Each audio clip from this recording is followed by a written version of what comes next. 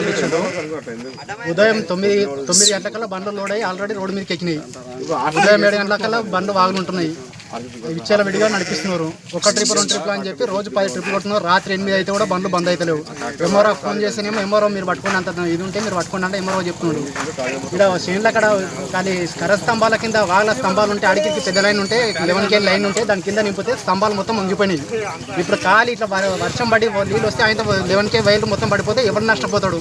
రైతులను నష్టపోతామని ఎంఆర్ఓ గారు వాళ్ళకు ఉస్కా కమిషన్ తీసుకొని ఉస్కా దాంట్లోకి మొత్తం పర్మిషన్ ఇస్తున్నాడు. ఇందిరా మిన్లకు ఇచ్చేది 2 ట్రిప్పులు, వీళ్ళు కొట్టేది 10 ట్రిప్పులు.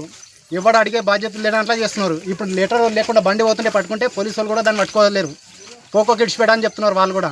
మరి ఎంత కమిషన్ తింటున్నారు, ఏం తింటున్నారో వాళ్ళకి రికం మరి అది. రైతులను ఇంత పాడి చేద్దామనుకుంటున్నారు. ఏమనుకున్నా ఒక పారు వచ్చి కాలు వచ్చి చూడమని ఎంఆర్ఓ అని మొత్తం చేనుల అక్కడ మొత్తం చేనులను కోసుకపోయినా ఏమైనా తెలుస్తుంది. కుర్చీ మీద కూర్చొని లెటర్ రాసిస్తే అయిపోతుంది అనుకుంటున్నాడు ఆయన. కానీ ఒక పారు రాండి వచ్చి చూస్తే తెలుస్తుంది దాని గురించి.